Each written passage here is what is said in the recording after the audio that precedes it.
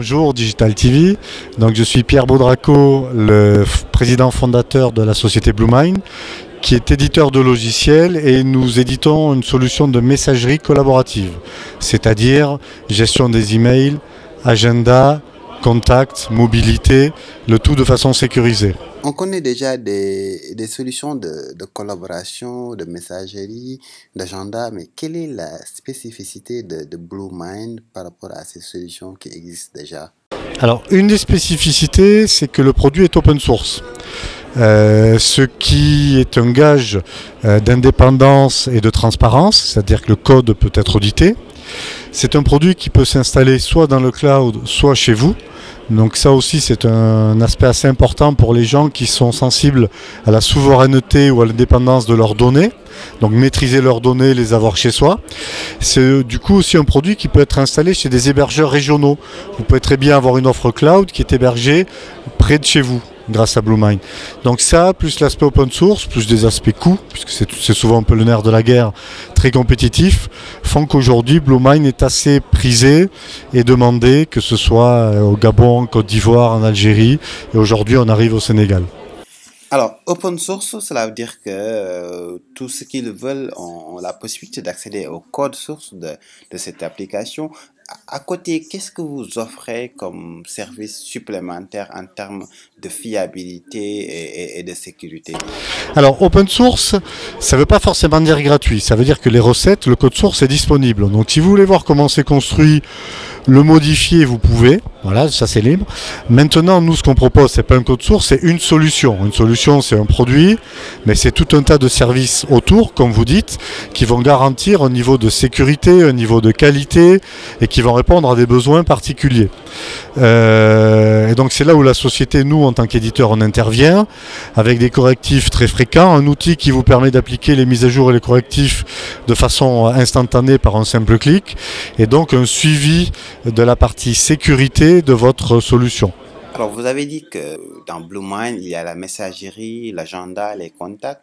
On sait que dans plusieurs entreprises, il y a ce qu'on appelle les applications métiers. Est-ce qu'il y a une interopérabilité entre Bluemind et les applications métiers dans les entreprises? Écoutez, c'est une très bonne question, parce que la messagerie, en fait, c'est le canal numéro 1 de communication. Tout le monde a une adresse email, et tout le monde, on envoie les factures, les commandes, les rendez-vous, tout passe par email. Or, aujourd'hui, la messagerie est souvent déconnectée du reste du système d'information. Et dans Bluemind, pour essayer de progresser là-dedans, de faire en sorte de pouvoir connecter ces applications métiers à Bluemind, on a ouvert complètement le produit, non pas uniquement au niveau du code source, mais au niveau des API. C'est-à-dire, par exemple, tout ce que c'est faire en Bluemind est accessible par API Web Service. Donc vous pouvez, une application métier qui, par exemple, va gérer les congés, peut venir très simplement injecter vos jours de congé dans votre calendrier. Si vous avez un intranet, lorsque l'agent se connecte, il est très facile de faire en sorte que l'intranet vous affiche « Bonjour monsieur Untel, vous avez 3 rendez-vous en attente et 5 mails non lus ».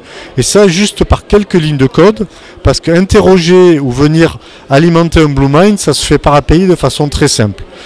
Et donc on a ouvert à tous les niveaux pour justement permettre toutes ces interconnexions au niveau calendrier, mail, que ce soit pour des outils de CRM, que ce soit pour des outils pédagogiques. Par exemple, en France, on a plusieurs universités ou écoles d'ingénieurs qui ont des intranets métiers pédagogiques dans lesquels ils vont gérer les cursus des étudiants.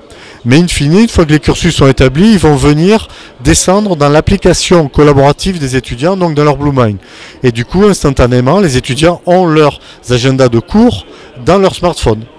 Alors, j'imagine que Bluemind est multi-device, c'est-à-dire accessible via tout type d'appareil, que ce soit un ordinateur, une tablette, un smartphone, ou bien via une application ou via une interface web. Exactement. Bluemind vient avec sa propre interface web, donc tout est disponible en interface web. Bluemind fonctionne aussi avec différents clients lourds, Outlook, Thunderbird et d'autres, puisqu'on supporte les protocoles standards. Bluemind est accessible depuis les mobiles, où là on va très loin d'ailleurs à ce qu'on est capable de faire avec les mobiles, puisqu'on va gérer la notion de partage aussi dans les mobiles. Les mobiles, que ce soit smartphone ou tablette, donc on couvre à peu près tout le spectre des devices. Dernière question, vous êtes présent où en Afrique actuellement? Alors la société est française, le siège est à Toulouse en France. On est présent en Italie et dans d'autres pays en Europe.